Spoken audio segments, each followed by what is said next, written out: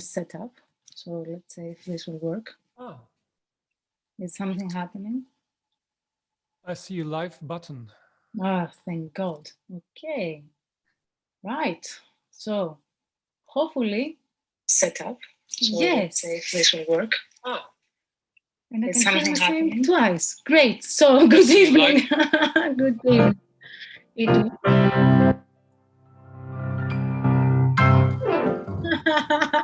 Great.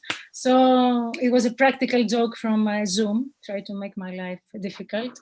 Good afternoon. Thank you for waiting. We have a very exciting event for you. It's a Sonification Special and how to turn astronomical data into sounds. We have a fantastic lineup for today. I will introduce everyone. So I am Eleni Vardoulaki. I'm a postdoc researcher in Tauterburg at the observatory. We also have with us Sandra Unruch from Astronomy on Tap Bonn. Good afternoon, Sandra. Hello, Eleni. Thank you very much for joining. So this is a hybrid Jena Bonn live, the first of the kind. So hopefully there will be more in the future. And of course, like the last time, we have on our live chat, so you can interact with Evangelos Nagel, ask questions, tell us where you're from, your relation to astronomy, if you're an expert, a student, a beginner, or you have no relation at all. And hopefully this will change and we will inspire you a bit to, get into astronomy. And let me introduce our guests. So our first guest tonight is Clara Brasseur, who is a software engineer at the Mikulski Archive for Space Telescopes, MAST, where she works on programmatic interfaces to the archive and astronomical image cutouts. She also studies stellar flares and is a lead developer of the Astronify team, creating sonifications of astronomical data so it can be analyzed orally rather than visually. That is very nice. Okay, the YouTube video works. Right. So the second guest is Paul Hombach from Bonn.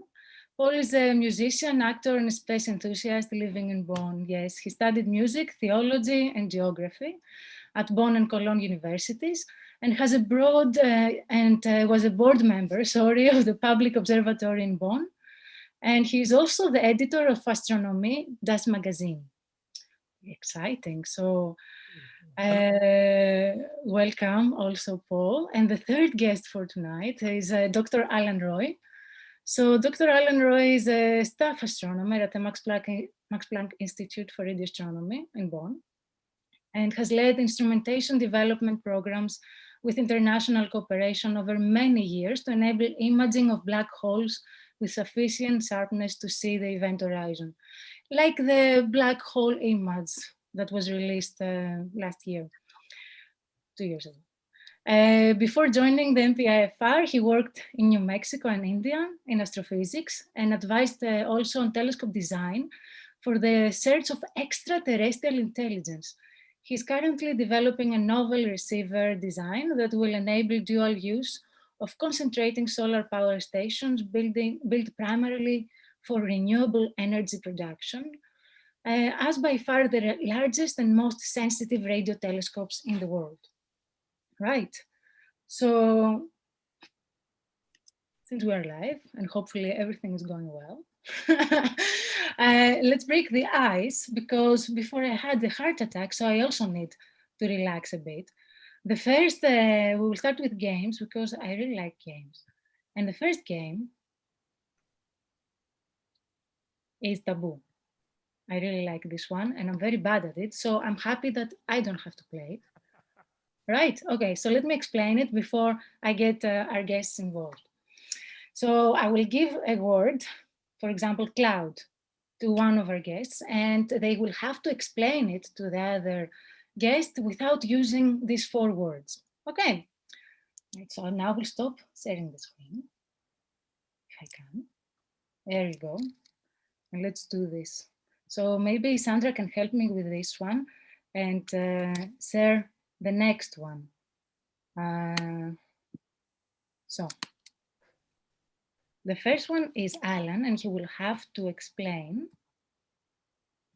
to Clara this word without using the 4 words. So if you can see in your chat, you will see the word that you have to explain without using the other. It's super simple. It's like Radio. Radio is a way of communicating with people around the world. You lost. You cannot say radio. Okay, next. Oh, there will be a buzzer somewhere. I should have a sound here. Oh no! Where do I see this word? I said it privately. Okay, I will do it one more time, Alan. You should not say the word. Don't say it. Don't say it. Ah, okay. Okay. Just to you will explain to Clara. Don't say the first word, and you cannot say the other ones either. None of the words. You have to explain what the first word. To explain the first word, so Clara can say that. Okay. So Clara, the concept the thing I have to convey to you encompasses everything. Everything that, yes, got it in one. Okay, fantastic. Okay, that was super fast. I didn't even have time to set my timer. That was extremely fast. Okay, so now Paul to Alan. Okay. One, yes. I will do it. Don't say the word, eh? Okay. Right, wait. Okay, heavenly body sometimes walks between us and the sun, becomes visible as a black dot. Okay, this must be Mercury or Venus. Doing what? Doing a transit across the face of the sun. Hey! Fantastic, okay. And the last one is Clara to Paul.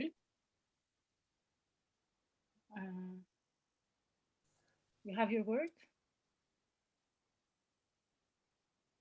All right, so this has to do with one of our senses that we use our ears for. What do we use our ears for? What did they detect? Sounds. Yes.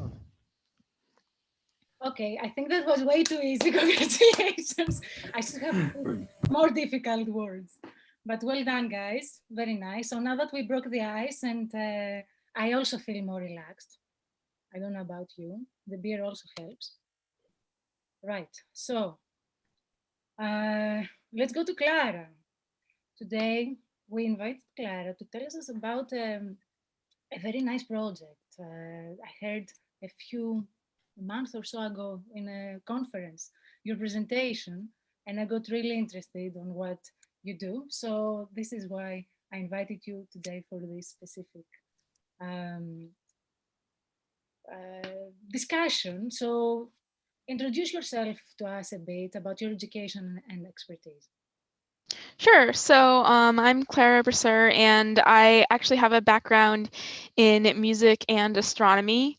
I was a composer in undergrad, and I actually have a master's degree in composition. So I've always been interested in I kept these interests separate for a long time, but I always sort of was interested in how data can inform music and how sound is important for studying different subjects. And so this was sort of a ready-made project for me that brings those two things together. And I'm really excited that we're also going to get to hear from a musician later.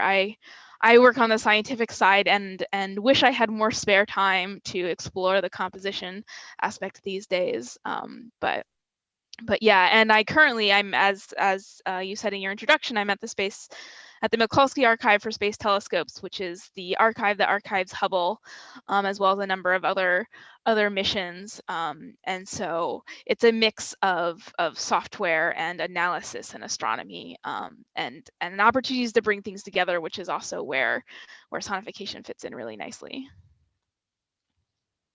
Yeah. So, Clara, I'm really interested in this sonification, because what is that exactly, and how did you get interested in this project of the sonification? Yeah. So I guess I'll tell you how I got interested in it first, and then I have a slide to show you about what it is. So at base, sonification is representing data as sound instead of representing data. We think of it visually a lot. You make a plot of different data points, and the plot isn't the data itself, it's a representation of the data. And so sonification is different than say the sound that something just makes. Like if you turn on a machine and it makes a sound, that's not a sonification, that's the sound it makes. Sonification is taking data and representing it as sound. So instead of listening to the sound something makes, making a sound that represents aspects of that could be sonic. You could take a wavelength that we can't hear and move it into a wavelength we can hear, but you could also represent something that isn't sound related at all as sound, and so that's sonification. And I got interested in this particular project because a colleague of mine had gone to some talks about sonification, but also tactile, different ways of representing data other than visualization, and thought of me because he knew of my background in music. And I was like, yes, this is exactly the project for me. And so it sort of grew from there. And so I'm going to share my screen now and just share this little plot about what sonification is. Share.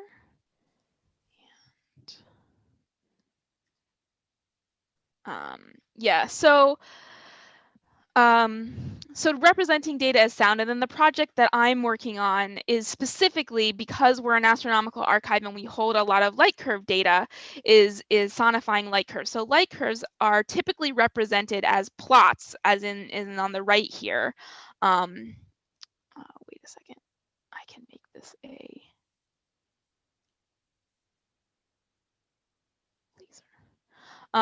so we have it's how bright an object like a star is over time, so it can get brighter and then dimmer, and we typically make these plots that plot time versus light, which is also a representation. And when we sonify it, instead of doing time versus brightness, we now replace that brightness with pitch. And so instead of the as the object gets brighter, we see it go, quote unquote, up towards the top of the page. It becomes a higher pitch sound or a lower pitch sound. And so as an example of that, here is a sonification of a stellar flare, which is an explosion on the surface of a star. So if you think about solar flares, which are these large explosions of plasma and gas on the surface of the sun, they also happen on other stars. But instead of seeing these beautiful up-close videos that we can see of the sun, we get plots like this, which we can then also hear.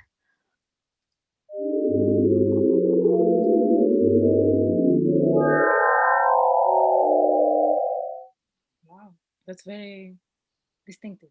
Can you explain to our audience what a stellar flare is, so they know? Because we have general audience, not astronomers. Right. So the stellar flares, as I said, they are like solar flares, but they happen on other stars because our sun is a star like many other stars.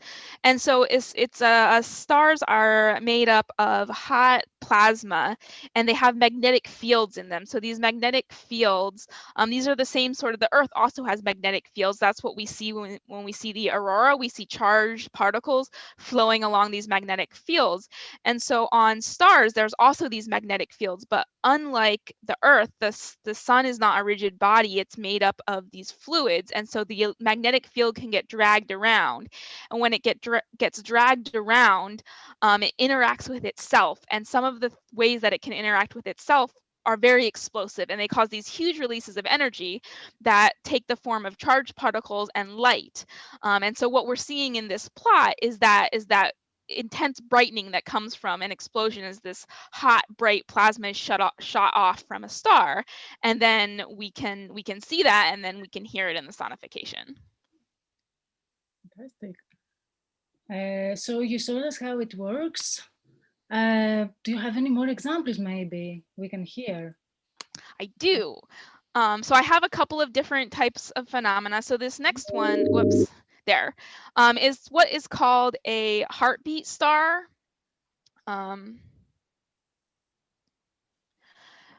Which is, it's called a heartbeat star, but it's actually two stars that orbit each other, and they orbit each other similar to how, you know, the Earth and the Moon orbit each other, but they're both stars, and there's a smaller star and a larger star. And so what we're seeing in this light curve from the perspective is there's a bright star and a dim star, and that dim star passes in front of the bright star and then behind it, and the whole thing sort of wobbles because they're both very large and moving gravitationally. And so you get these sort of this very classic, they're called heartbeat stars because the pattern, when you look at it, it looks sort of like an EKG monitor of a heartbeat, where you're seeing these wobbles in the stars that get larger and smaller depending on how far apart or close together the star is. And so this is where sonification can be very interesting, because we can sonify it so we can really hear these pulsations, and we can hear these large scale pulsations as these pulsations get larger. As the stars get closer together, they affect each other more, and so the pulsations get wider and then they get dimmer. So if we sonify it moving through the light curve fairly quickly, we can hear those large sort of large scale variations. Come on. So you can't really hear that sort of the smaller scale up and down, but you can hear that sort of whomp whomp beating that is the effect of the stars on each other.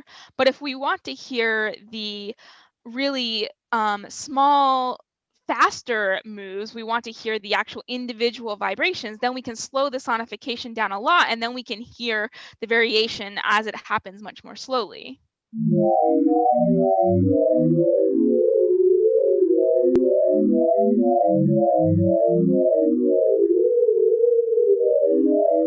So we can really hear how those extremes get larger and smaller, but also how there's individual pulsations that are happening continually. And then I have one last example, which is actually a good follow-on to the game earlier, which was a transit. So in the beginning, one of the transit we were talking about, Mercury or Venus transiting across the sun, right, between us and the sun, so we can see it as a dark spot. So we can see that with planets that orbit other stars, as they pass across their star. From our perspective, there's this dark spot, and even though we can't resolve that and see the actual spot, we can see that dip in light, and so we can also hear that.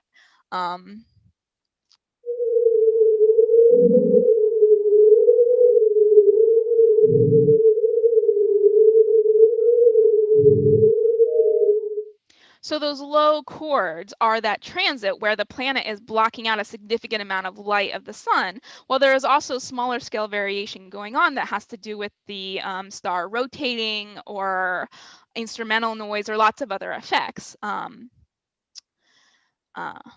So those are my examples.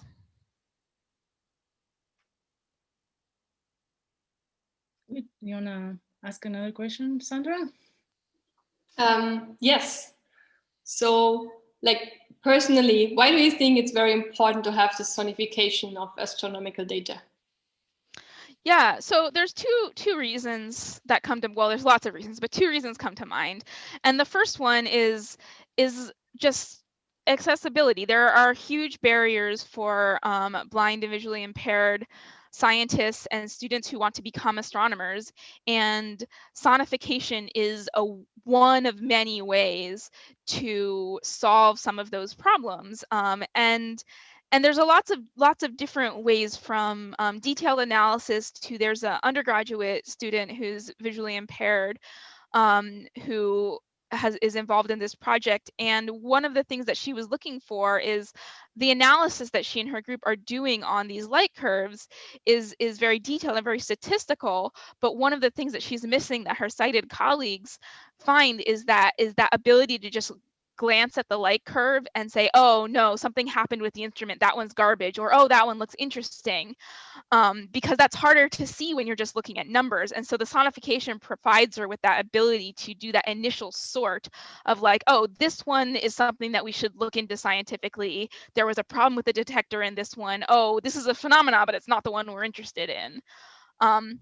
So that's really useful. And then on a more broad level, we process sound differently than we process images. And so it adds this extra dimension. And there are ways in which it's a little hard to tell exactly how this will play out because all of us who are sighted are so used to taking in visual data all the time and have trained ourselves to read these plots, and so there will be a learning period to train.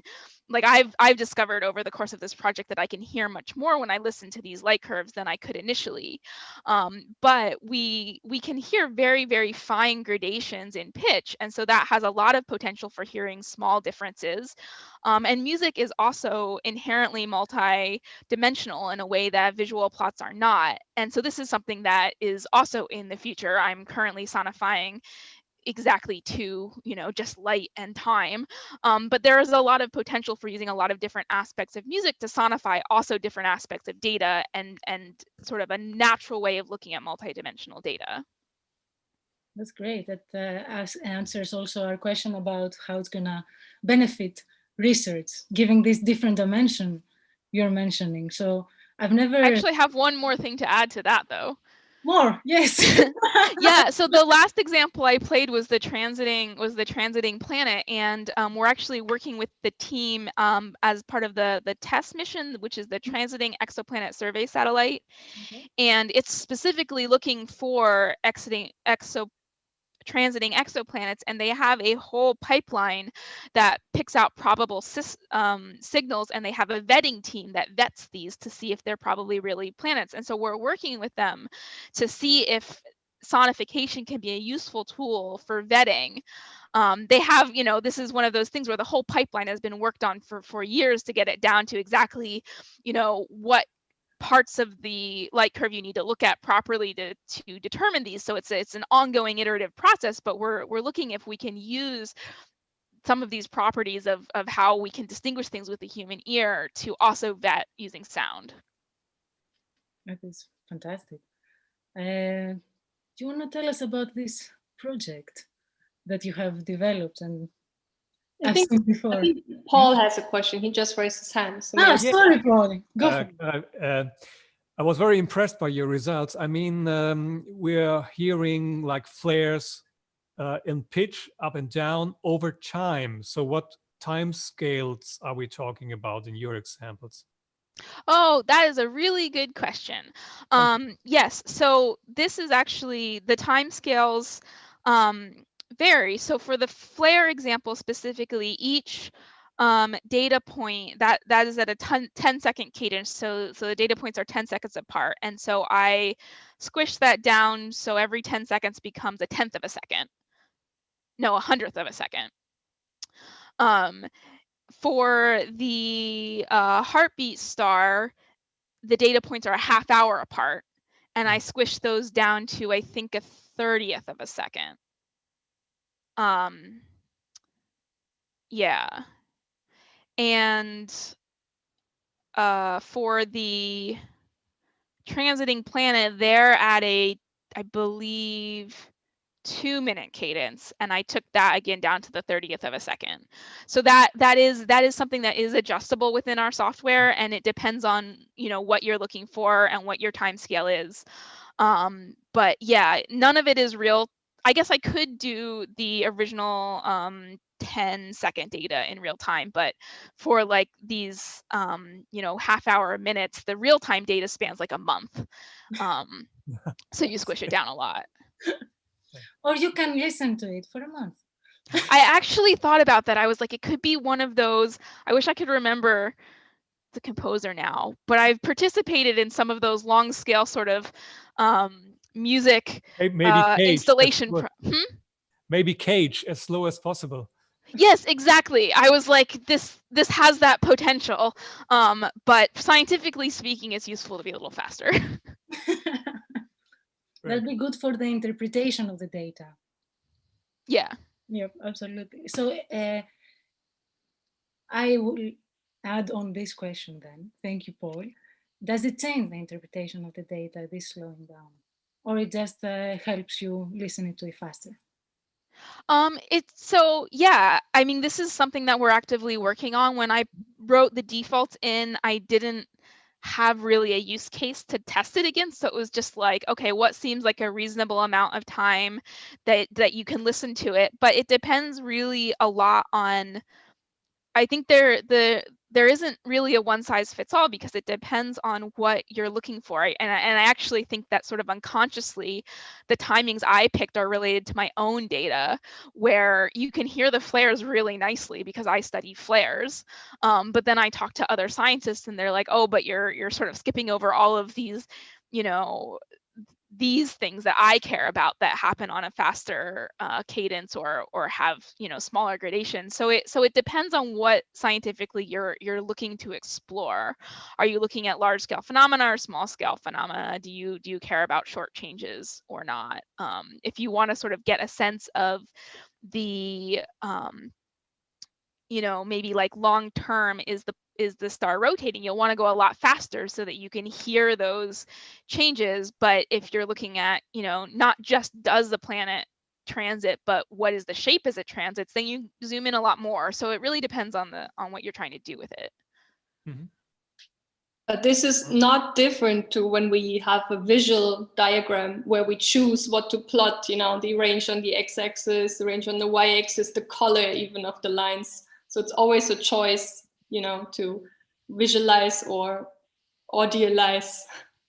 So I do not think it's any different. It just is speaking to a different sense of humans.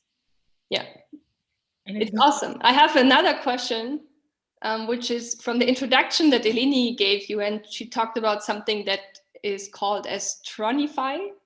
And could you please, tell me what this is and how can I use it and how does it work in? Yeah, so Astronify is the program that it's the project that I'm the lead developer on, and it's the program that I use to make all of the sonifications that I played. So one of the main goals with Astronify is to have it be integrated into sort of standard astrophysics workflows. So the audience here is really students and researchers of astronomy. It's meant to be easy to use, but it's not really an outreach tool as much. So it's a Python package, and it's open source and it's available. If you use Python, you can pip install it. We have documentation, astronify.readthedocs.org. Also, if you just Google Astronify, you will probably find it. And so you can install it, and then you give it essentially just a table that has times and flux values, so brightness values. And then there's a lot of the configuration that you can do. You can decide the speed, you can decide how long the notes are. In my sonifications, it sounds a little blurry because I overlap the notes a lot, because I find that it's easier to really hear the through line, but you can change that.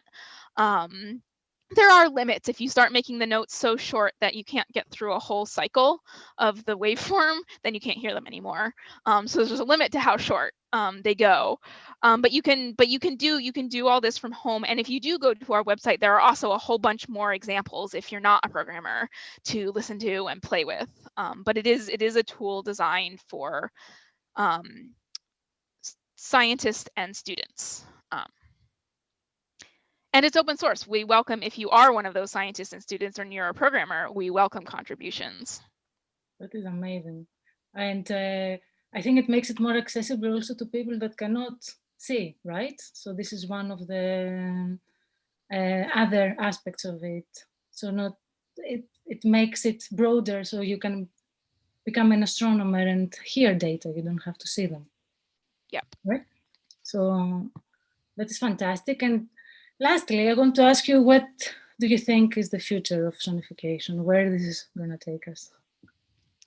Yeah, I mean, there are a lot of people working on sonification within astronomy in a lot of different ways. My project is you know, it's sonifying one particular type of data. So I think a lot of the future is bringing together a bunch of the projects that are doing sonification in different ways and creating a more coherent sort of large-scale infrastructure and sets of best practices around sonifying not just light curves but spectra and images and creating a community of practice so that you know, people can find it and can learn it. Because it's not actually useful to have all of these methods of sonification if people don't know how to use them. The real future is getting it into everyday practice. Good. I'm looking forward to actually using it myself now that I've learned about it. Wonderful. Do we have any questions from the audience, maybe? Evangelos? Or maybe, guys, do you have a question until we wait for the people from the audience to ask? Do you want to ask Clara something? I actually have a question. So you always said that you put time on the x-axis and then, you know, something on the y-axis. But would it also be possible to take an image, you know, something 2D image of the surface of the sun? Or the sun doesn't have a surface per se, but you know what I mean, I hope. Yeah, there's, I guess, called Afterglow Access. That is another project that's done some really gorgeous sonifications of images. You know, it then becomes, how do you scan across the image? How do you move? What do you translate into time? Because there's always this time aspect of sound. I mean, I guess you could just like make a chord, but it's really hard to interpret that. But there's some really interesting, and there's also some interesting projects that combine tactile with sonification. So you have like a pad that someone can run their finger over, and then you have sonification that goes with the spot you're at. So you can, like, if you're looking at a star cluster, for example, it gets louder or more dense when you hit the center. So it's like you can tell there's a galaxy or something there.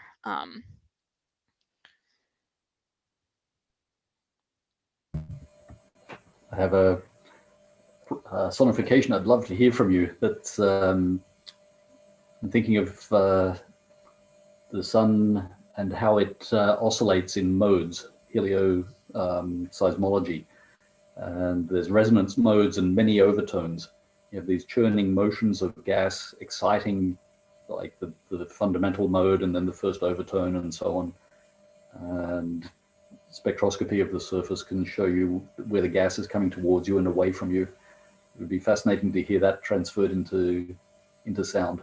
There'll be harmonic relations. So I bet that would be really beautiful. Yeah, you might hear it ringing like a bell. Okay, that sounds wonderful. So many possibilities. I think that was a fantastic presentation. I enjoyed it very much. Do we have any questions from the audience? I don't think we do. If there is any more questions for Clara, feel free to post them on the live chat and we will answer them. But thank you, Clara, very much for this wonderful presentation and describing us your project. It's a fascinating project and I hope it inspires more people to use the software and to do sonifications. So we move on to our game. Sandra. The game. The game. The game. Yes, the game. Okay, so Eleni told me to not share my screen.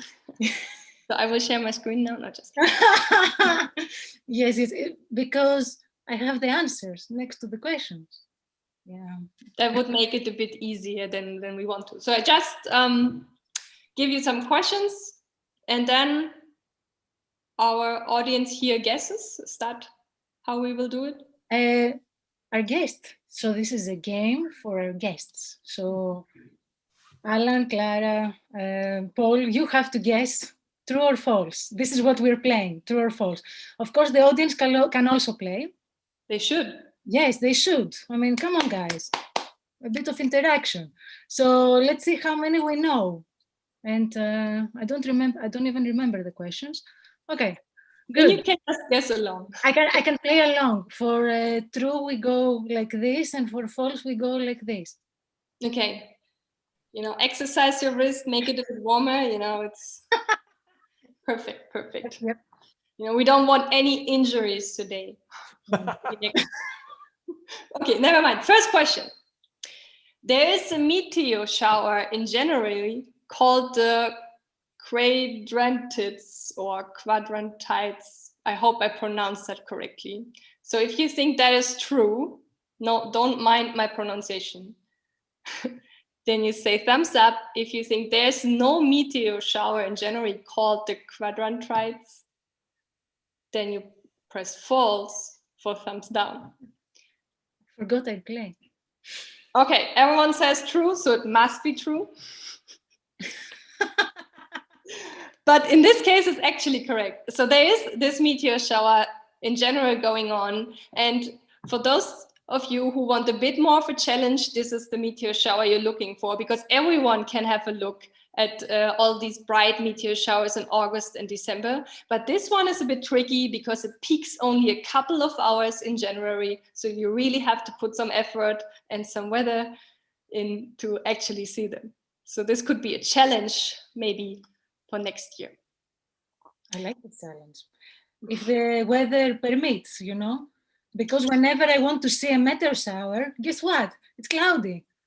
Yeah, but now we have this 15 kilometers range, you know, you could try to find a place without clouds. Yes, yes. That's even more challenging. I am in a valley. Yeah, you get some problems if it peaks during daytime, but let's move on to the next question. The second question I have for you is, or like a statement, there are myths about the Pleiades that they are 100,000 years old. Pleiades, set of stars on the sky, kind of easy to see. I'm playing. And the myths are 100,000 years old. If you think that's true, thumbs up. If you think that's false, you put your thumbs down. I give you 3 seconds to think. And then I see, aha. So we have 3 people saying it's false and 1 person says it's true. Since this 1 person already had a look at the document and I think she created that, let's go. So the myth is 100. With Eleni's answer, it's actually true. There was a recent paper by Ray Norris, 2020, and they showed that via simulations that 7 stars could be seen 100,000 years ago. And they're known as the 7 sisters. So some part of the word Pleiades, probably Greek, says 7. And it's kind of a fun fact because nowadays we see only 6 of them. So that's always a good start to point at the sky and say, these are the Pleiades, means 7 sisters, but they're only 6. Yes, because 2 of the stars are going closer to each other, so you cannot really distinguish them anymore from, you know, moving over these 100,000 years. Good. That brings me to my next statement, which is about Mercury. And I do not mean the element, I of course mean the planet, because this is here not chemistry on tap, it's astronomy on tap. And my question is that Mercury has a 188-day period around the sun. It's quite close, it's quite fast, but is it faster? Is it slower? So true. 188 days for the Mercury, false for more or less.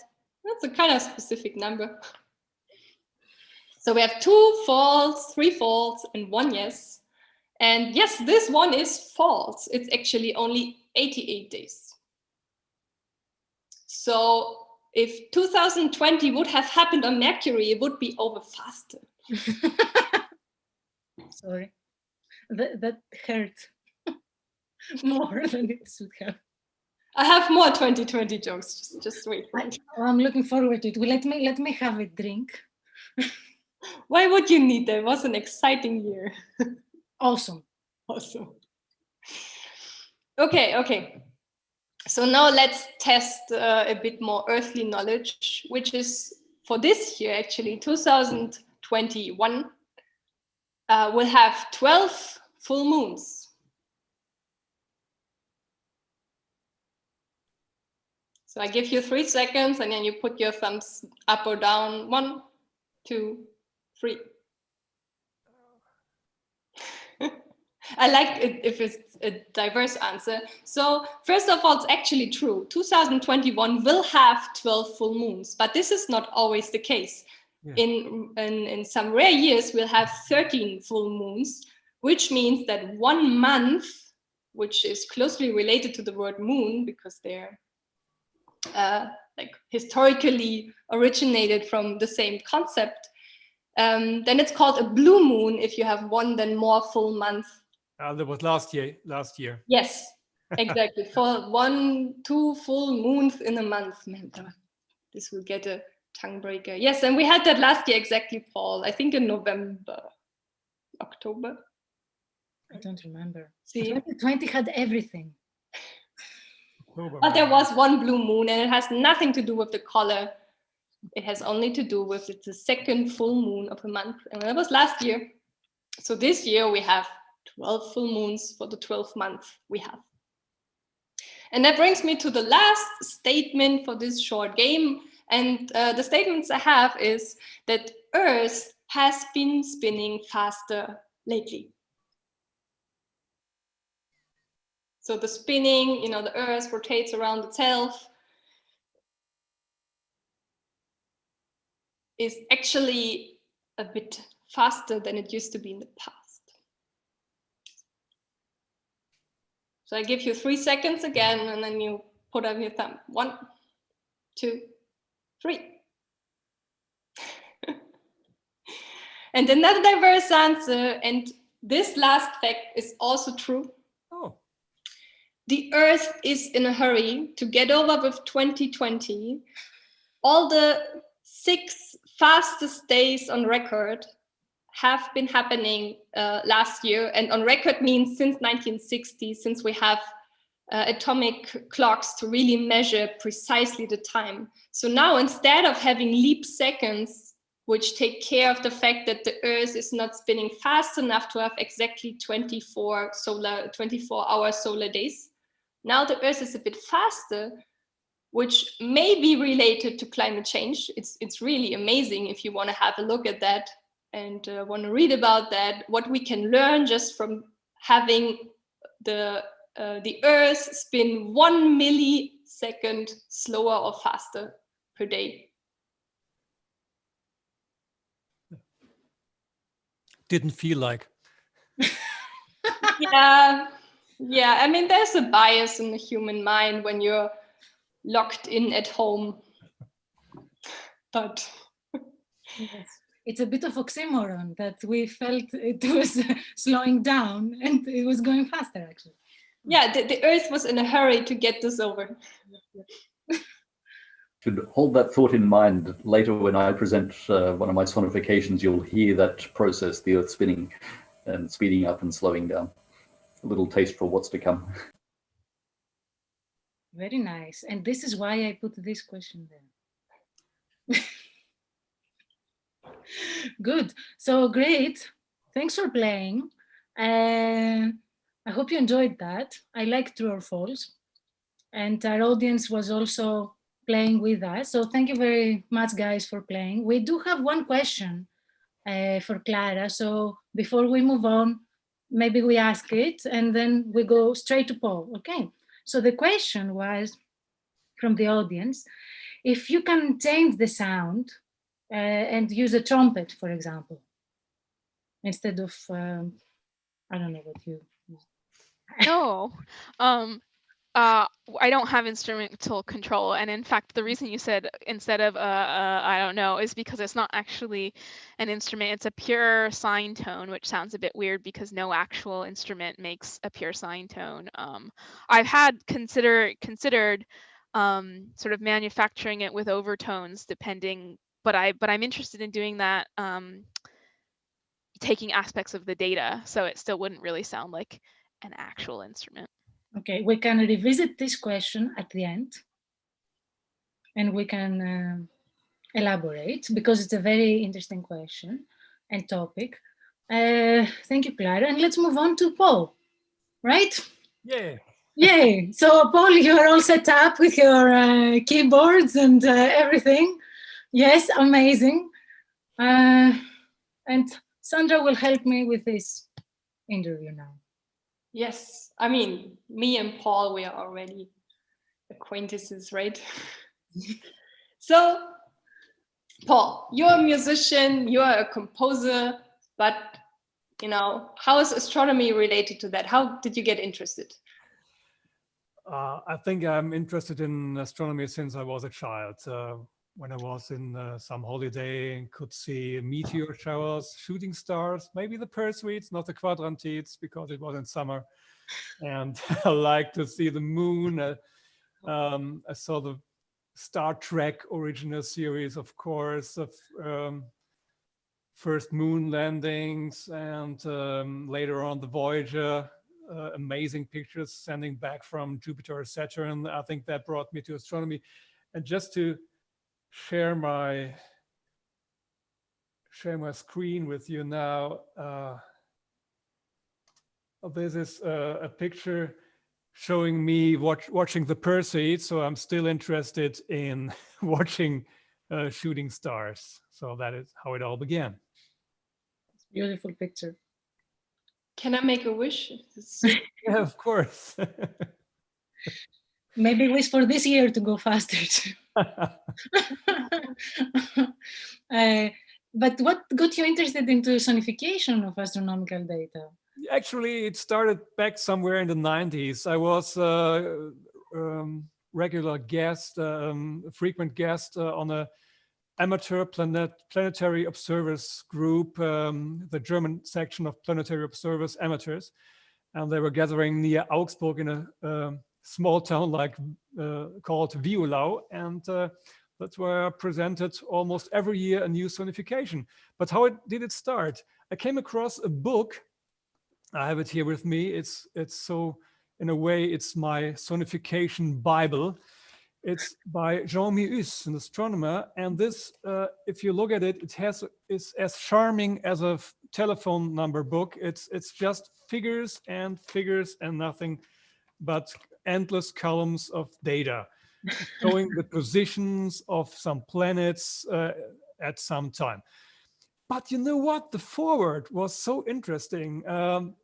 The guy who wrote the foreword was talking about celestial rhythms. If you're interested in nature, you see maybe patterns in what's going on with the planets and it's all moving, or with transits, I don't know. And rhythm was a kind of buzzword for me. So I thought, hey, if there's a rhythm, there may be music. And that's how it started. One of my first projects was to sonify the transits of Venus across the sun.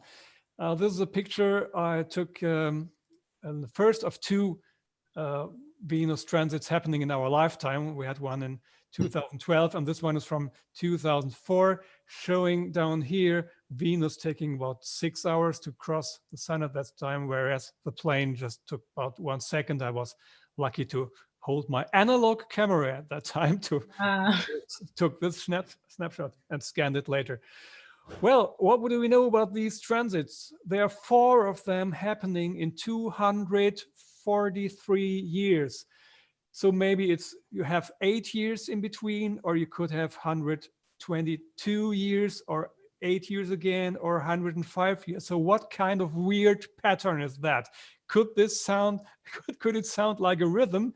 And if you look just a screenshot from this beautiful Mius book I was mentioning, this is how these data looks like. And I have to extract something to make this rhythm audible.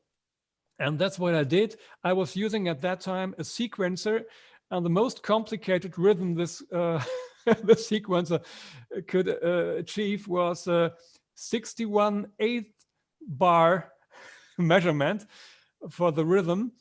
And you hear now a ticking, and every ticking of a clock is ticking, I think, 4 or 8 years.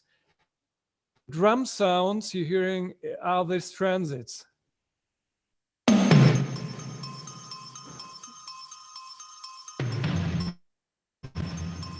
And I can improvise with it.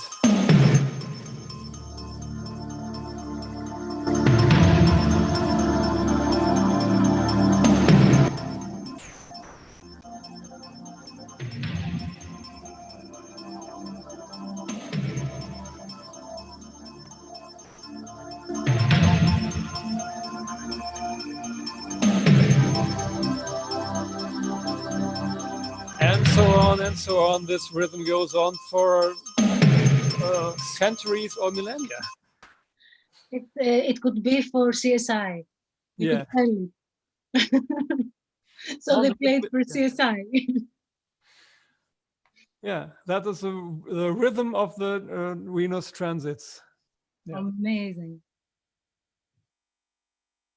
For yeah, me, it was a bit mystical, you know, like mysterious. And you get an impression of these vast time spans. I think it's going on for such a long time.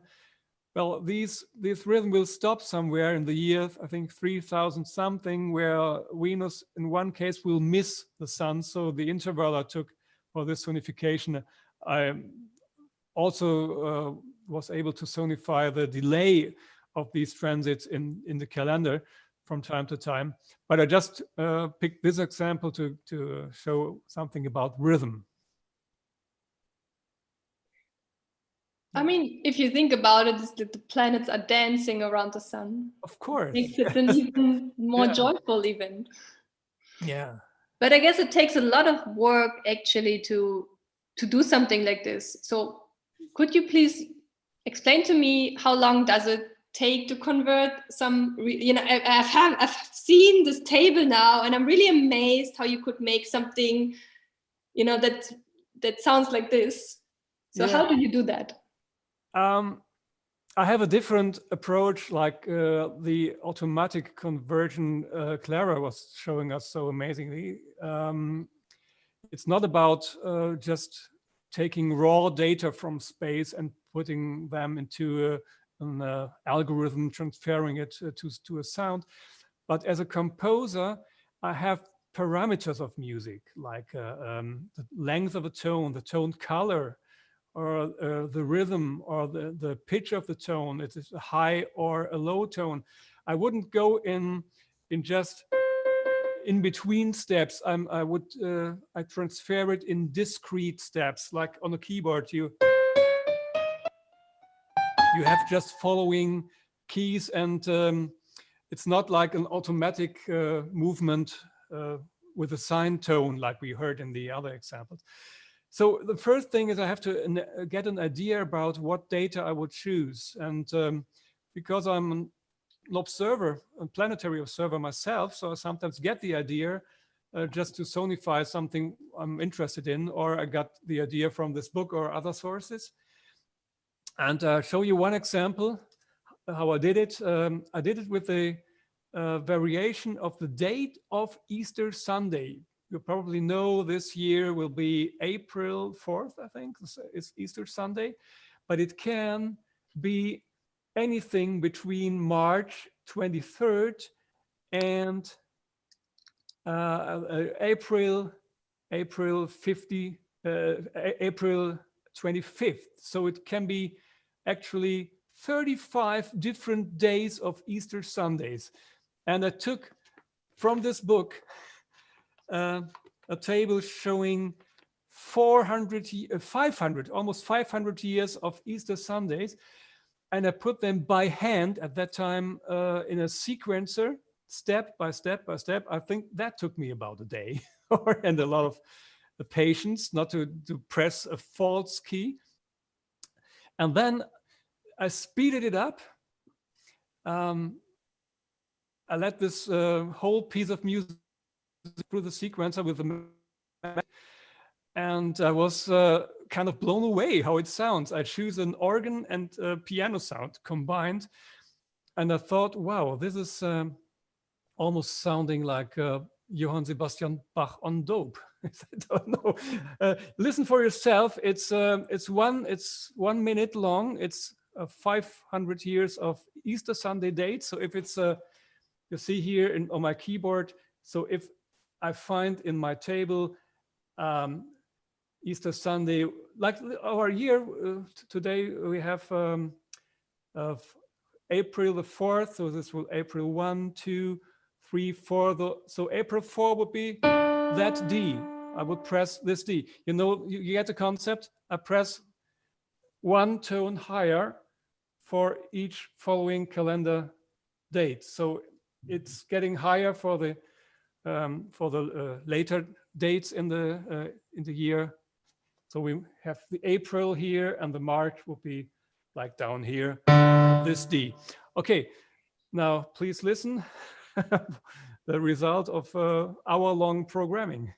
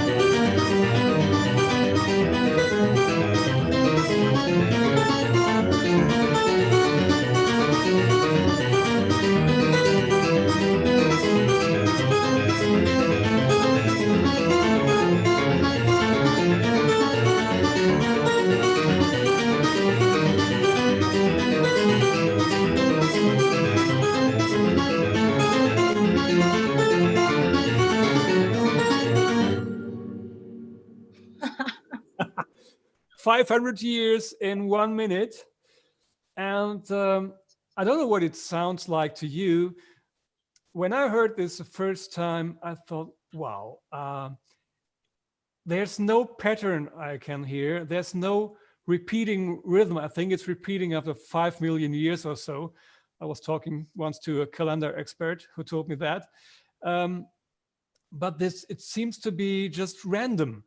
But our ear tries to find patterns, try to hook on to a structure.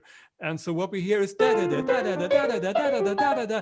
It's going upwards all the time, like, you know, this famous Escher painting with these steps who seem to go upwards all the time, but they don't. We know it's a paradox. It can't be right. So it's mathematically a plateau. It can't be higher like the highest tone for April 25th. No way. But we have the impression like this music is moving upward forever, which is amazing for Easter Sunday, which celebrates a resurrection. That is an amazing analogy. Yeah. And it for me, it reminded me a bit of being in church with the organ, but on a faster pace, something very, very fast.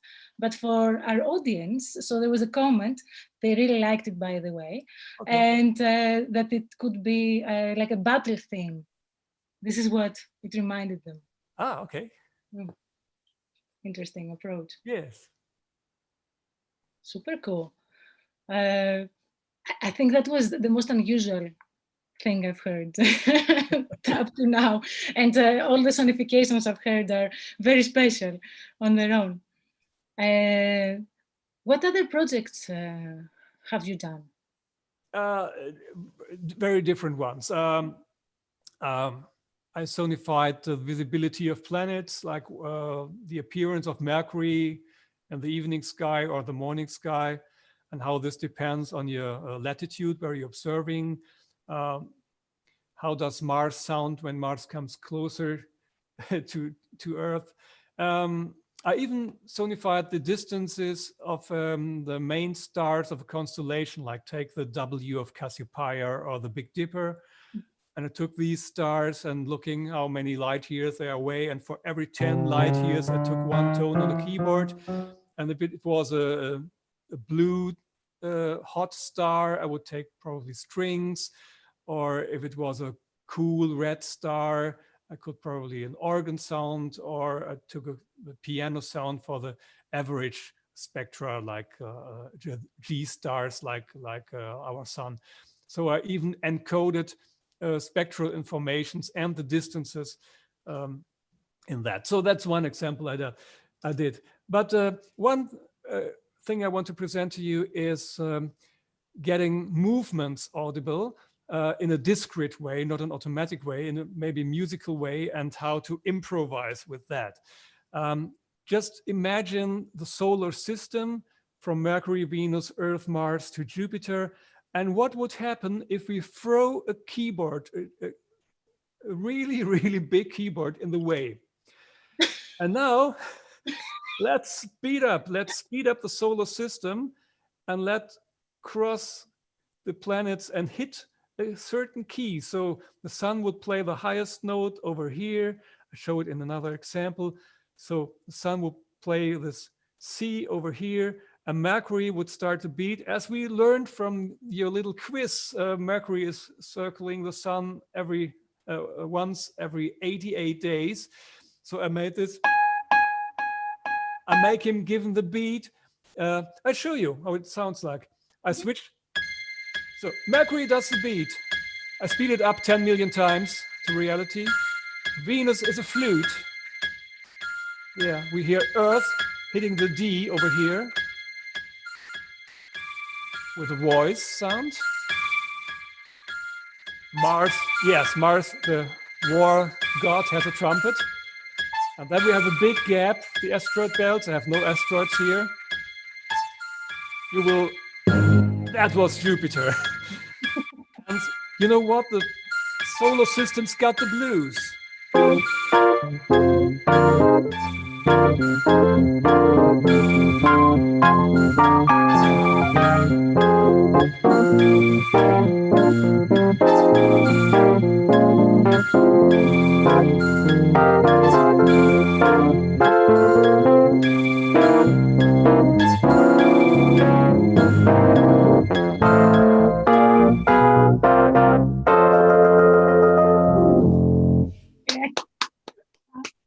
Bravo, bravo, amazing. Okay. I only had to do little adjustments just to hit the keys really with the average distance of the planet and their average speed. So I was not acting with the real exact data, but with slight adjustments. But the result comes from nature itself. It sounds fantastic to me. I want to hear more. You should make more projects. Do you have anything for the future? Right now, actually, no.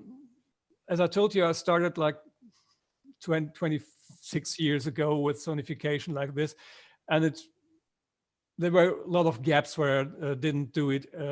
But last year, I was inspired by the Mercury transit across the sun from November 2019.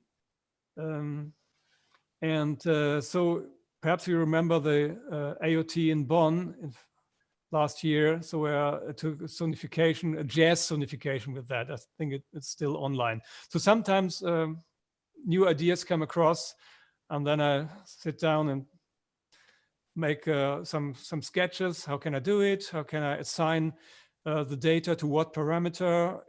And can I play along with it? Hopefully. Yeah. So to be continued. Fantastic. Thank And you. we have a last. Yes, let's keep this for the end to keep the suspense. The audience really liked the sounds. I'm getting very good feedback. Thank you guys very much. Sandra, any questions from your side? We keep this for the discussion at the end. And I wanted to say that you can find on the live chat Paul's website. Yes, did I share it? Yes, I shared your website link, so they can go and have a look at what you've done in your projects and hear more sounds. Okay. Thank you very much. It's time for the quiz, and hopefully it will work. Because yes, because technology today is not, yeah, it's not helping me. It's not helping me, technology. So I will have to share a link with you guys. Paul, suspenseful music. Suspenseful music. Yeah, please, please. Yeah.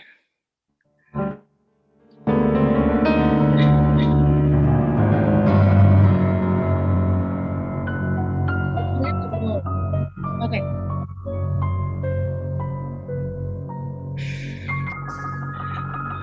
I need to share the link, and there you go. Okay, good.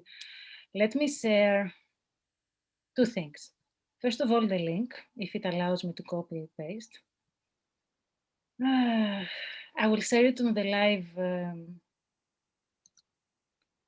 you go. So in the live chat, sorry, you can see the link, and you will need a password. So I'm sharing that also. And I will share it also with our speakers so they can play, right? So this is the password. Until everyone has time to log in and copy. So hopefully it will work. If it doesn't work, let me know. Let's see. So, yeah, why don't you start?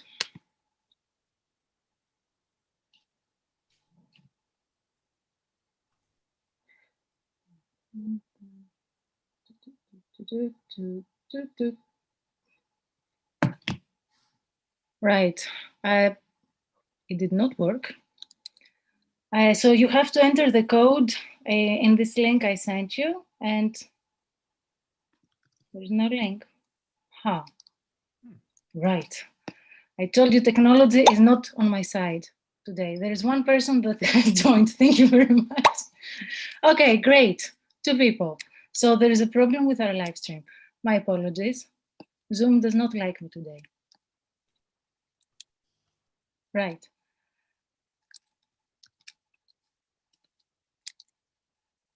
Is it working?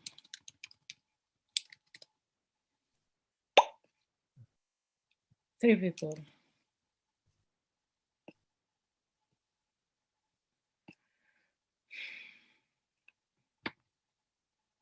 There is no link yet. Right. We have 3 people playing. Let me do something. So,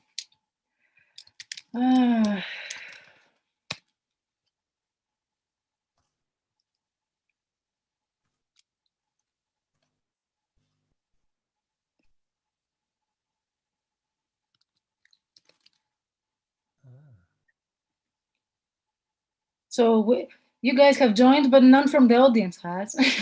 So probably the link doesn't work. What can I win? Pride. Unfortunately, Astronomy and Tap Jena is not funded, but we do accept donations. So please send us money so we can buy prizes, and then you can win things. But at the moment, yes, it is working. And do you have the link? All right, so I have another person joining. Yeah, me. Yes. Fine. Okay, I will wait a bit more. And does everyone have the code? I think our audience today is very, very shy. There you go. Thanks, guys. Come on, let's play. Don't be afraid. Okay, whoever wins, I will send you something from my private collection. There you go. More motivation to get going. Right. I'm starting. Oh, no, I have to share my screen.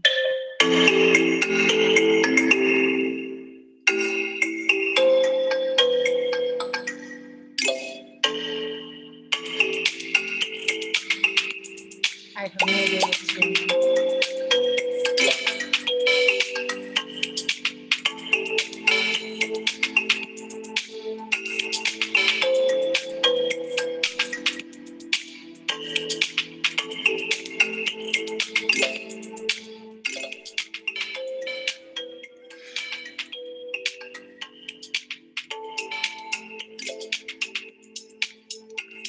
Right.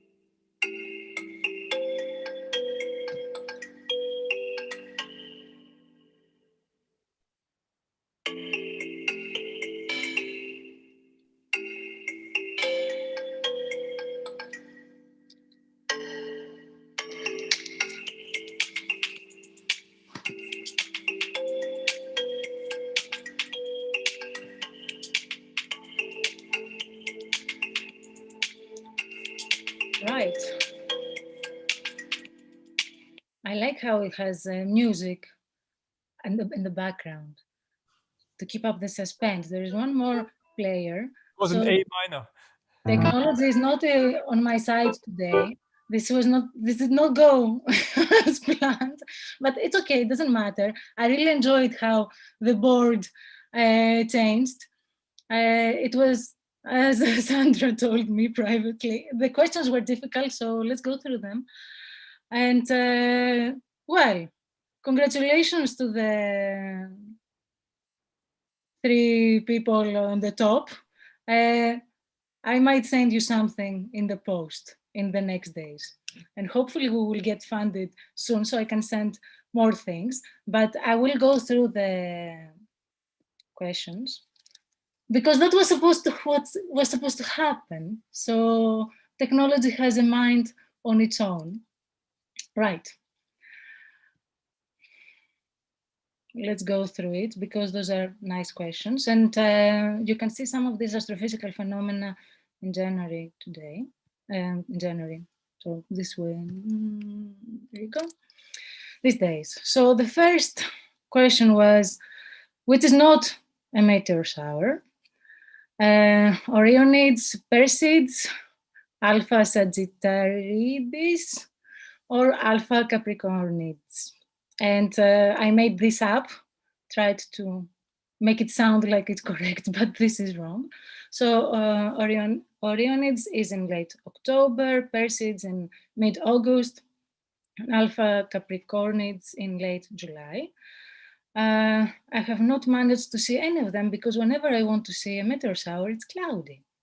So there you go. The second one. Between January 9 and 12, there is a conjunction between Jupiter, Saturn, and Mercury. And you could see it also until today after sunset looking southwest with binoculars, but it was cloudy here and raining. So of course we could not see it. On January 22nd, there is a conjunction just after sunset between Mars and Uranus, and you can see it with binoculars. Also, the fourth one was, which is not a full moon folk name. I don't know if you're familiar with this, but every full moon has a folk name, and some of them are more known than others, like for example, the wolf in January, the worm in March, cold in December, and strawberry in June. So this was wrong. It's not raspberry, it's strawberry. The fifth one was how many dwarf planets are in our solar system? 5 is correct. Ceres, Pluto, Eris, Makemake, and Haumea. I think those are Hawaiian names, if I'm not mistaken. The sixth one, which is not a dwarf planet? And the answer is Hygeia. It's not a dwarf planet. It's an asteroid located in the main asteroid belt. The others are dwarf planets. Okay. The next one, how many planets in our solar system have rings? 4 is correct. And now I have to remember which ones. Does anyone remember? So it's Saturn. Yeah, Jupiter has some small ones as well. Jupiter has it, Saturn, the prominent ones. Uranus, of course, visible in infrared mostly. And Neptune has only some arclets, but there are still rings around Neptune. Thank you very much. And so the next one, how many asteroids in our solar system? The order of 1 million is correct. So a lot of asteroids in our solar system. How many moons in our solar system? Around 200 is the correct answer. So moons around planets, satellites around planets. And how many comets in our solar system? The order of 4,000. So 3,000, almost 700 comets in our solar system. Good, that was not embarrassing at all that it did not work. And thank you very much for playing. let's end this quiz now. Congratulations to Paul, Sander, and Alexander. Alexander, thanks for playing again. Good. And hopefully next time it will work. Let's go to Alan. Hi, Eleni. Yes, I hope I can play your sounds. Technology is not on my side today. Like, you know, sabotage. Yes. Has it ever been, Eleni? Has it ever been? It has never been. Do you remember our lives at the Fiddler's Pub? Don't. Ellen. Tell us a bit about yourself, about your education, your expertise. Yeah, so I studied physics and astrophysics in Sydney, and have been working my way around the world. Had postdocs in India, in the US for 3 years, and now I'm in Bonn. In Sydney, there's a very strong radioastronomy group, and very strong history came out of radar development during the Second World War, and that got applied to radioastronomy. So I've got a basis in radioastronomy instrumentation, and I've been using that to network radio telescopes around the world, to connect them together to make a telescope the diameter of the Earth, doing very long baseline interferometry, imaging the black hole in M87. We're very proud of the resolved event horizon that came out a couple of years ago. Yeah, it's a little bit about me. How is radio astronomy different from all the other things we heard today? We heard about transits, we heard about Easter calendar, we heard about stellar flares and solar flares. What is different about radio? I guess in the optical astronomy, you're seeing glowing, so hot gas. In radio astronomy, you're seeing plasma. So it's a very different view of the world, of the universe. So you're seeing the glow of the Big Bang in the microwave background. You're seeing high energy electrons in magnetic fields, jets coming out of black holes, and faint gas, hydrogen gas in the outskirts of galaxies that is cold and doesn't glow in the optical. And you are able to connect telescopes across the world, so you get extremely high resolution, the most accurate positioning done in the radio. Yeah, there's some aspects of radio astronomy. You can hear pulsars turning at mostly in the radio. When I was a kid and I got interested in astronomy, I actually thought we would be listening to basically alien radio channels, but yeah, let's not discuss. The search is going on for them. Yeah, I mean, we have radio. A couple of interesting detections, but things that make you go, can't quite explain it. You just said we listen to the binaries. So this is the Sonification Special event here. So how can you convert the radio observation to sound? Is it different? Is it similar? I guess we look at the particular data set that we have and what aspects of it might be interesting. So there isn't one recipe.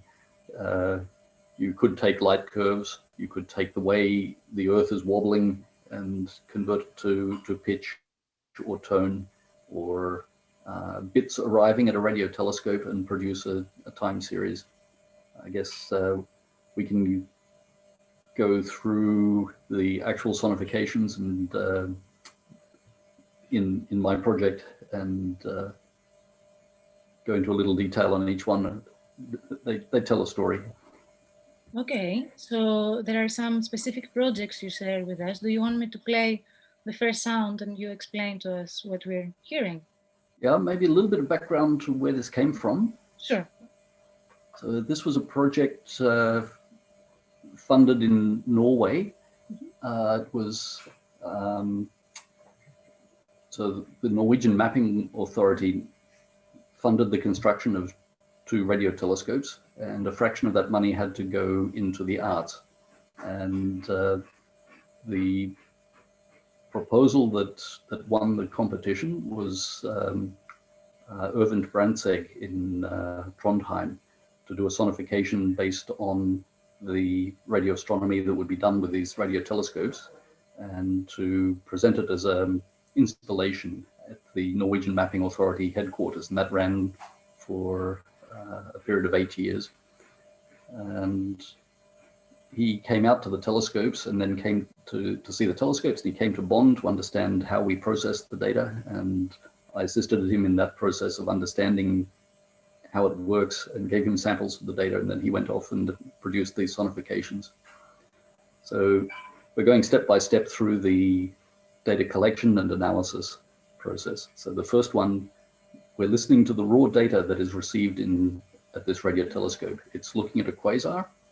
It's connected with other telescopes in the world that are looking at the same quasar at the same time. And we're measuring the time difference when the signal arrives first at one and then at the other. And from that, we can figure out how the Earth is rotating, where the quasar is, where the telescopes are, how the continents are moving. But the very basic process, the signal arrives at the telescope, we sample it, we convert it to a digital form, and then he's taken this digital stream from the telescope. Now, the quasar is incredibly faint.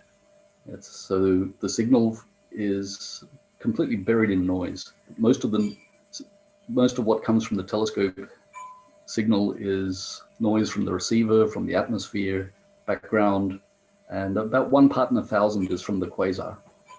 So that was the first thing that really surprised Øyvind, that you can do anything with the signal that's a part in 1,000. The trick is you compare it to the signal that's arriving at the other antenna. All of this noise is completely different at the two, and there's no correlation. But the signal from the quasar is the same at the both. So when you get a high signal here, you get a high signal here, a low signal here, low signal here. And this sonification, we're going to listen to the highs and the 1 and the 0s after the digitization in one telescope. Good. And I will find the sonification, and you can explain to our audience what a quasar is. Sure. I guess in the center of about 1 out of every 100 galaxies is a bright point of light. Outshines all the stars in the galaxy. What we're seeing is gas spiraling onto a black hole. It gets really hot, and it looks like a point of light. So it's a quasi-stellar object. Looks like a star, but it's not. It's enormously brighter. Good. Shall I play? Yeah, so sure. We will hear this up and down you were discussing. Yeah, the individual bits arriving and much slowed down. The raw bit stream, right? Yes. Okay.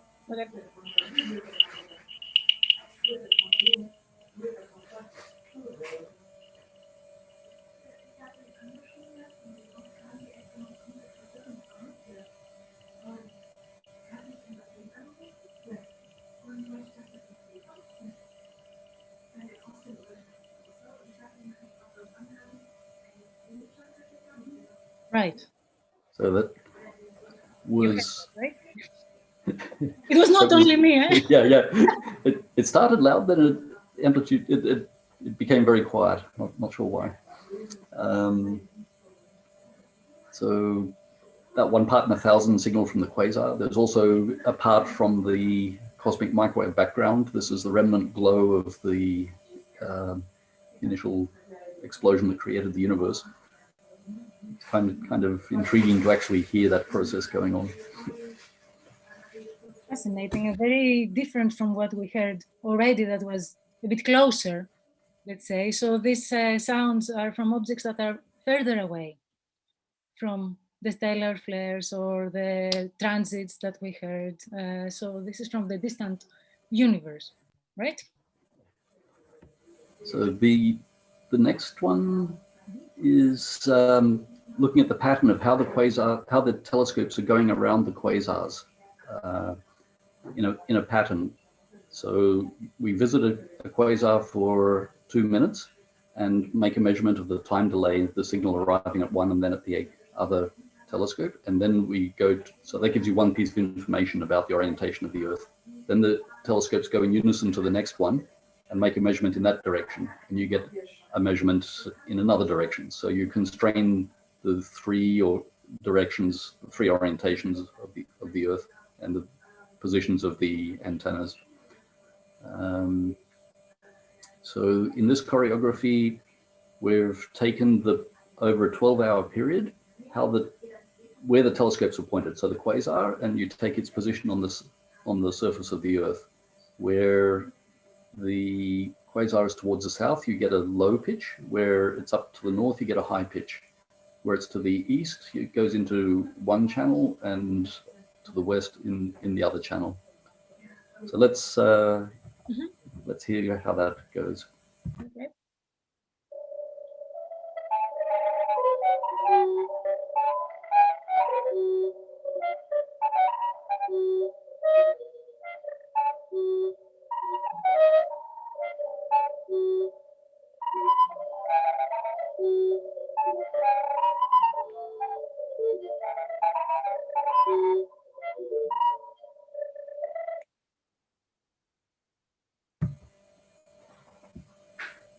So some repeating patterns there as they're going around the quasars. But this pattern is man-made. The result of these measurements is in the next one. In this, we're hearing 30 years of measurements of the orientation of the Earth. So this measurement is happening once a day, every day. We're measuring the length of the day, so the rotation of the Earth to much less than a millisecond, and the position of the North Pole. Now, the Earth isn't regular in its rotation. It's sometimes a bit faster, sometimes a bit slower. There's lots of things happening, like the circulation of the ocean, the wind blowing on mountains. As summer and winter, the trees drop their leaves. This spins up the Earth a bit. There's water accumulating in lakes at altitude further away from the Earth's rotation axis, slows the Earth down a bit. And then there's the effects of the moon acting on the Earth, applying torques on the Earth. So in this sonification, the length of day is mapped onto pitch. If the Earth is turning faster, the pitch goes up. Slower, it goes down. The position of the North Pole, if it tips left or right, it goes into one ear or the other. And if it goes away or towards you, the sound gets more open or closed. So let's hear the sonification. Links very nice to the question we had before, right? About the length of the day. Okay.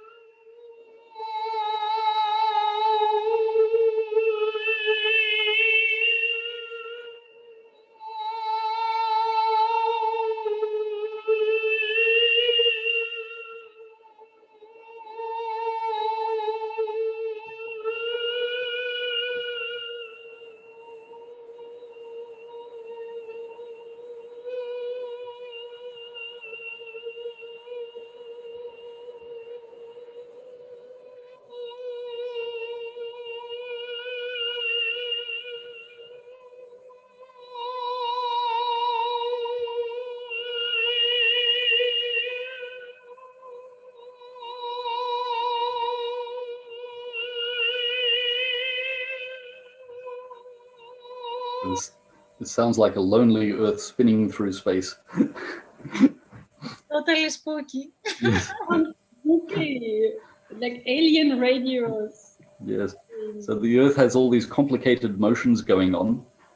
When we're using GPS to measure your position on the ground, you're measuring your position with respect to the satellites. The satellites are up there. The Earth is doing this crazy thing underneath, and you've got to measure that, or your positions that you measure with GPS are going to be wrong, and they can get wrong by a large amount. If you go a month without measuring it, you're off by about 100 meters.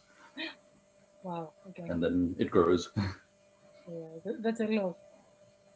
So they measure it every day? Every day, yes.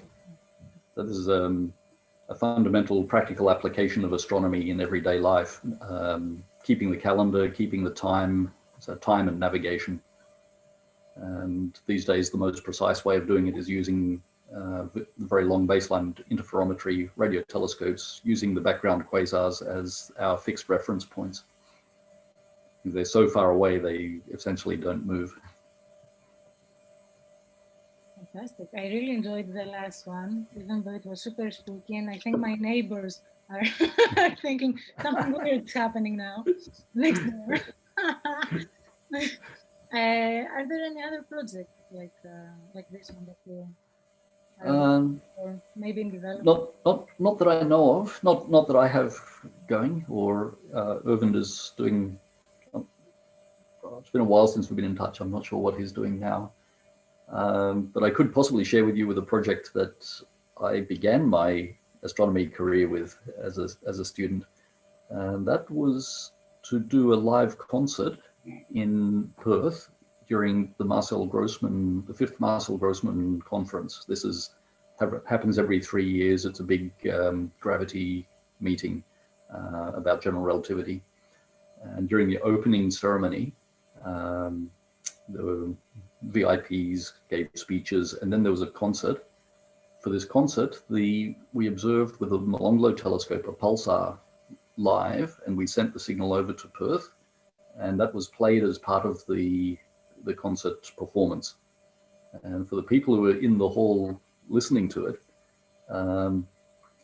they said it sent a chill down your spine, just thinking that this pulsar that they're hearing, it's live, it's real. You're hearing into the depths of space as part of the emotional impact of the concert, and that this pulsar is a result of understanding general relativity, and that's what they were there to talk about for the next days. So that was really special. That's It's amazing. one thing to have the pulsar in your concert as a recording. It's something else to have it live. So I think that's your cue for what you wanted to tell us about this project with Pulsar. I think it Yes. it goes very well with the discussion. Right, Paul? Would you like to share this sound with us? After you unmuted. Yes. Yeah, thanks, Alan, for this amazing experience with having a pulsar during a live concert. I never heard of it. It's just amazing. I used pulsar sounds because we are discussing how can we use real space sounds coming to us from telescopes for maybe playing along with it or improvisations. Just to show you, I think we haven't explained what a pulsar really is. This Hubble picture shows a supernova in a distant galaxy, and it can, for some time, outshine maybe an entire galaxy. It's not happening to every star. The star has to be, I think, 1.3 times the sun, up to 3 times the sun. In that interval, if a star blasts off at the end of its life cycle, the rest will collapse to a neutron star, which conserves the angular momentum and will speed up like, the ice skating artists. If they're getting their arms close to the body, they will speed up enormously. And like a beacon of light, radio waves are emitted into jets. And if it happens that we are just in the beacon of one of these radiation jets, we can measure some radio signals from pulsars. And as Alan wonderfully explained, it's mostly noise. Not every pulsar we are measuring is suitable for sonification or for playing along with it. Sometimes it will probably sound like a diesel, old diesel motor.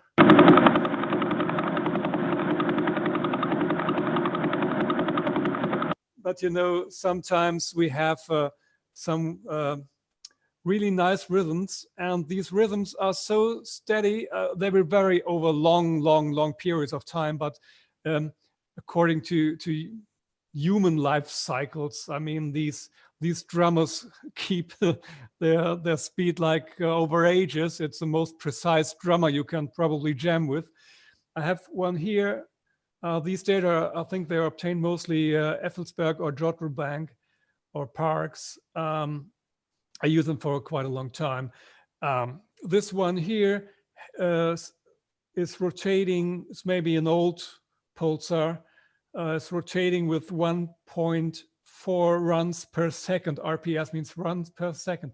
And I think this, for me, this is a funky pulsar. And I get you into the groove and I play some sounds with it. I found out exactly what I can do with the keyboard rhythm with it.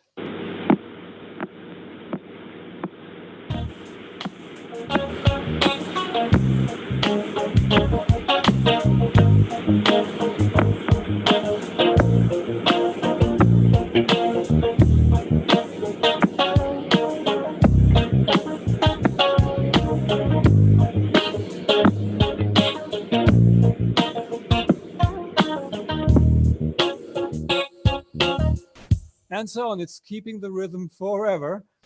I have one here. This is one of the fastest pulsars we know. I think it has more than 600 runs per second and gives I have to turn the volume down a little bit. I think this reminds you as a dentist drill device when you first hear it, so be aware. Watch your ears, but I'm gonna prove to you, actually it's Mozart.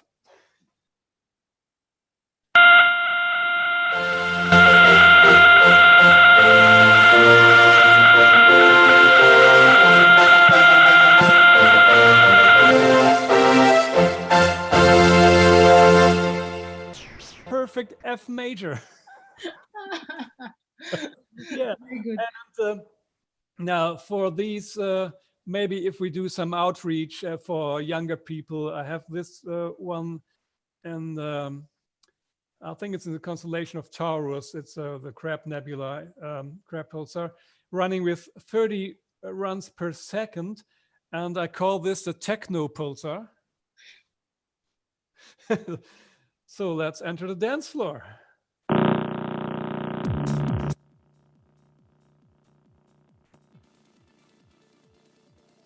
A bit louder would be good.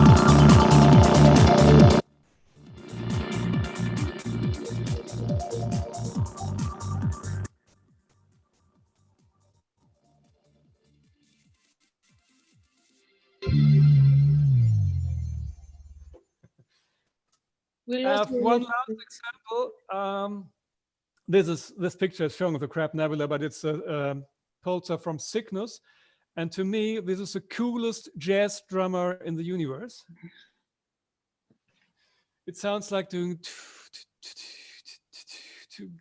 playing on a hi-hat. And maybe one of you guys give me a song. Could be a children's song about moon or stars. I don't know. Any melody. I need a melody. And I improvise this melody and using the Cygnus pulsar as my drummer. There you go. Fly Me to the Moon. Fly Me to the Moon. That's great. There's a jazz. Now here we go. We have the jazz beat.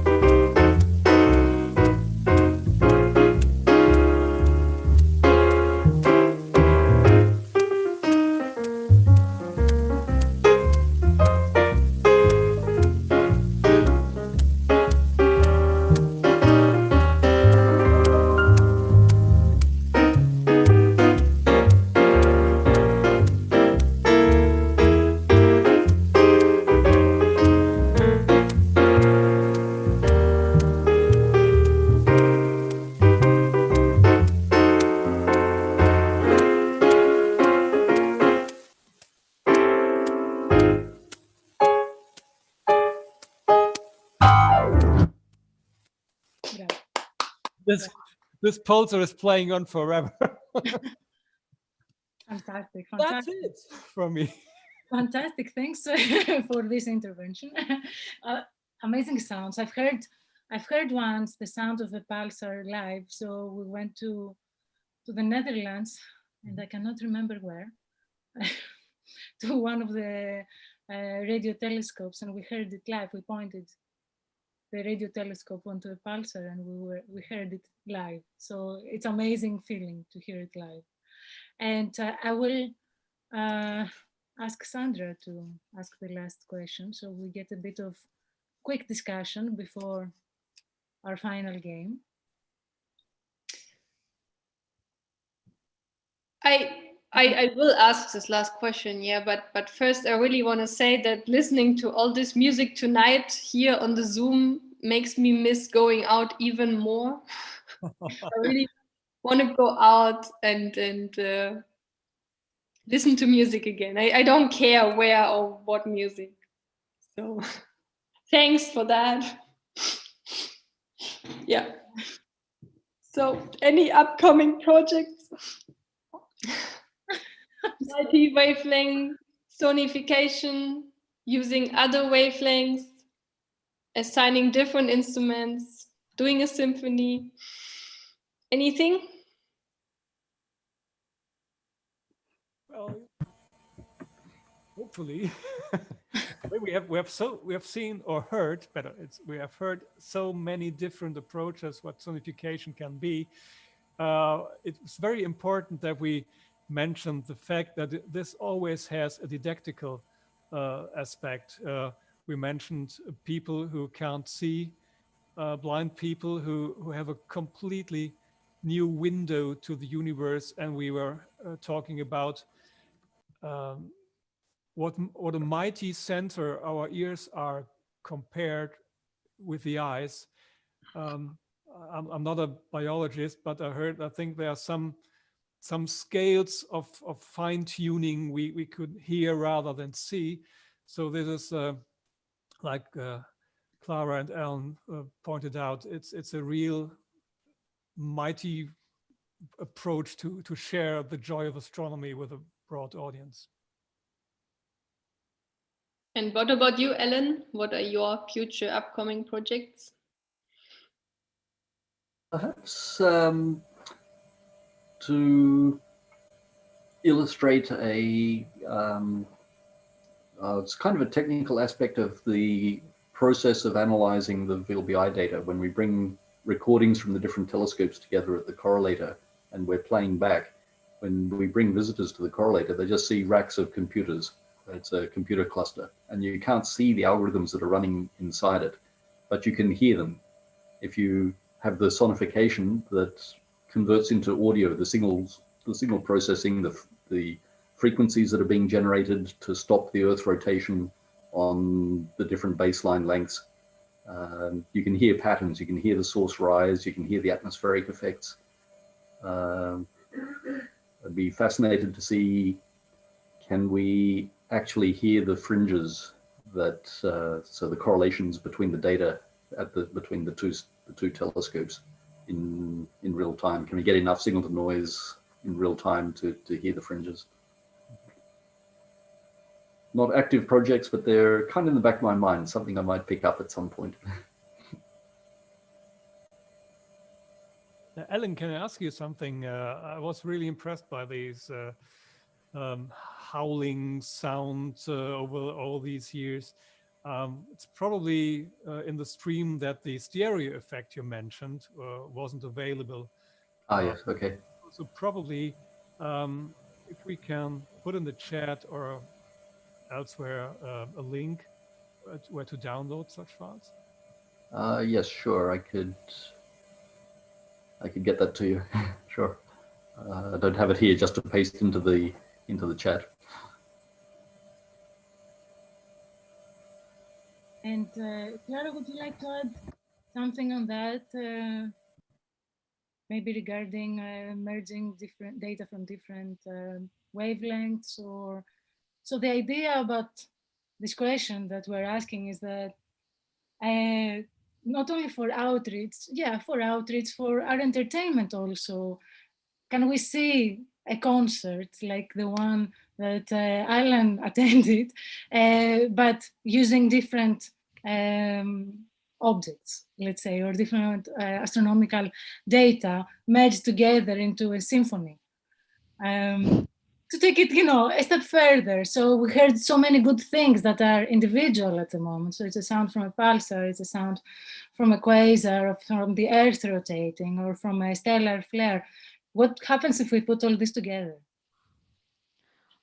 I think that would certainly be interesting.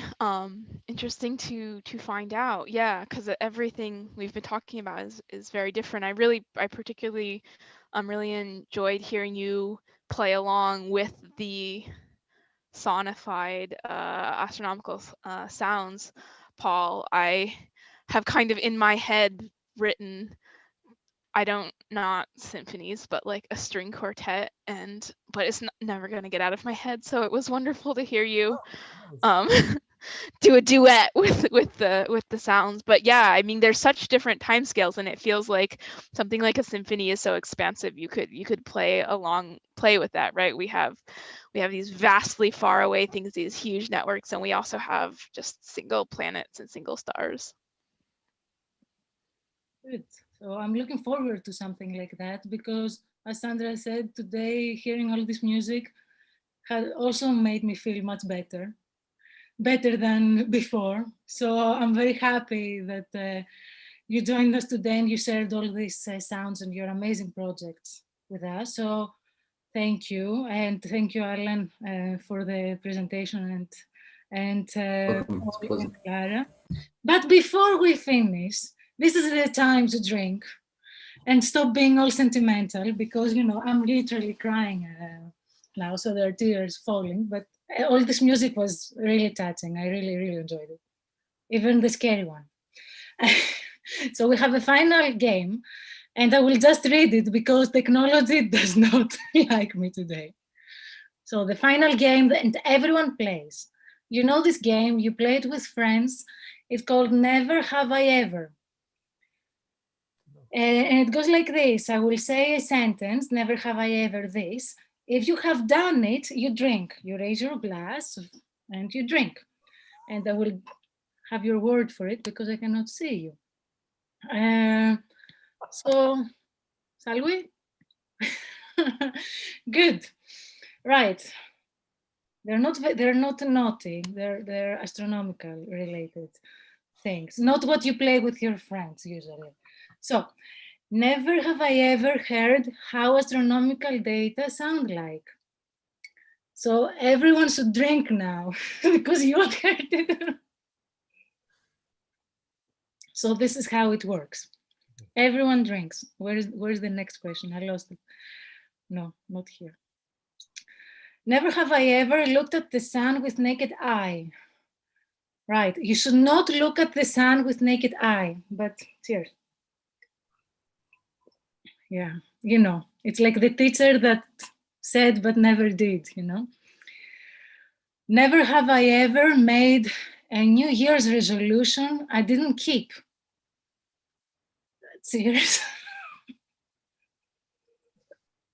on the first day, like I will not drink this year, for example. That's a New Year's resolution. Next one.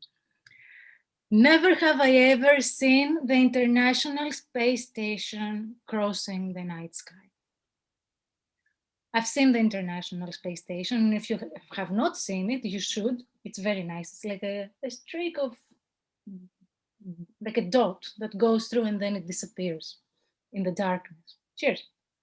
There are apps for that, for night sky illiterates like me. So there's an app, I think it's called something like ISS Finder, and it tells you ISS is now there. And then you just... Heavens Above is a good one.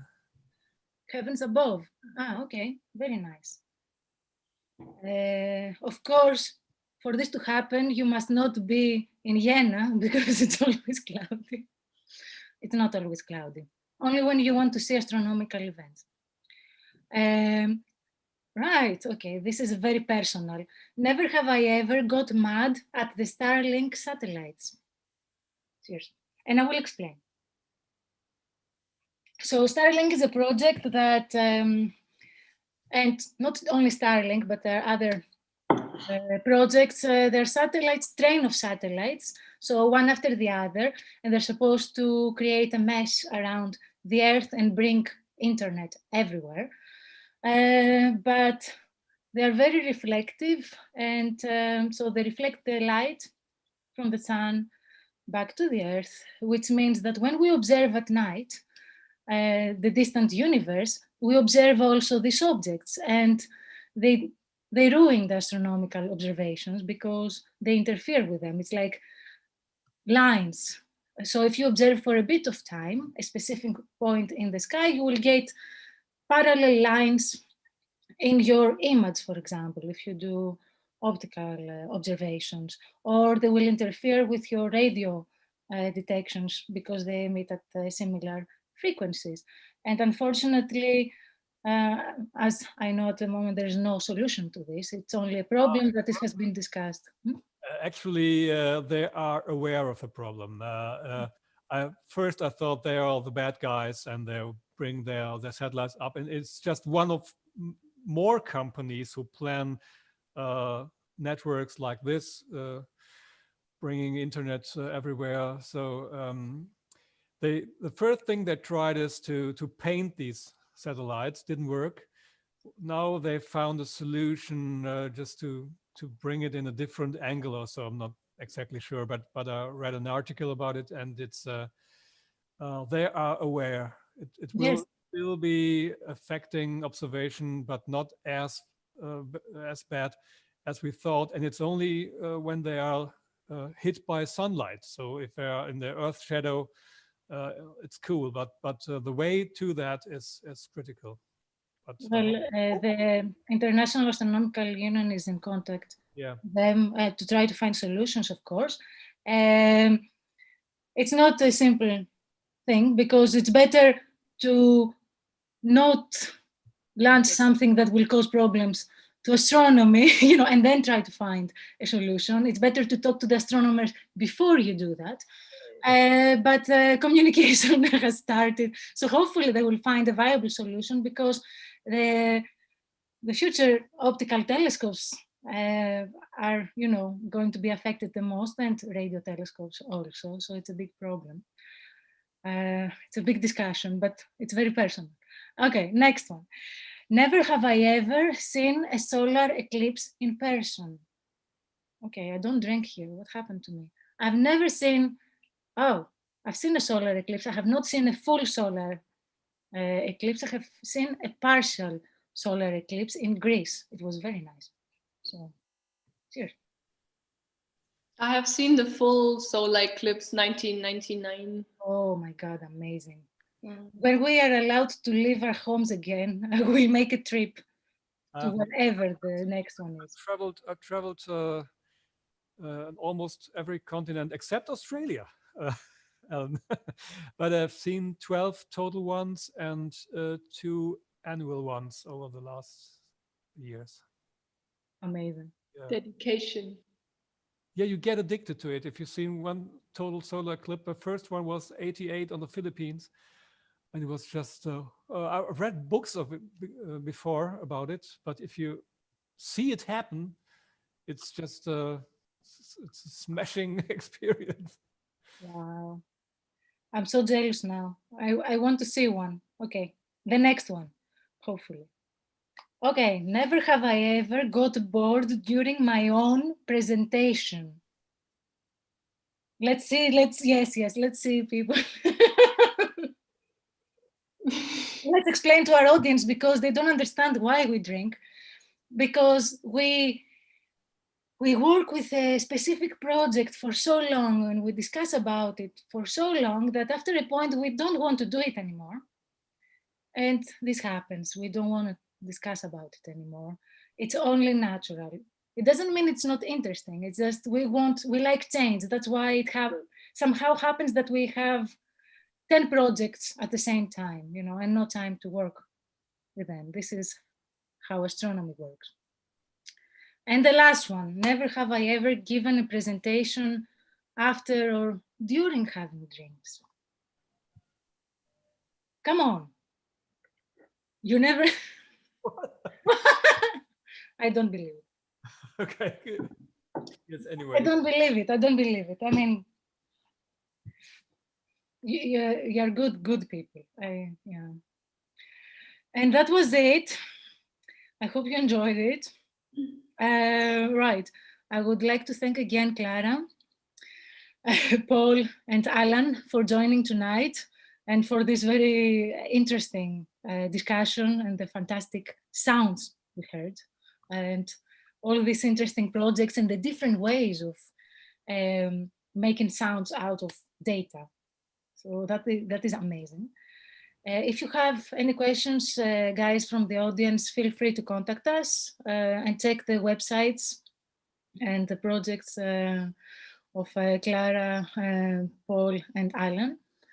Thank you to Sandra for joining from Bonn. I really miss Bonn. I hope you guys are well there and doing well. Thanks to Evangelos for the support at the live chat. Apologies for the technical problems. Yes. And yeah, I would like to wish everyone a good night and see you in a month. Okay, take care.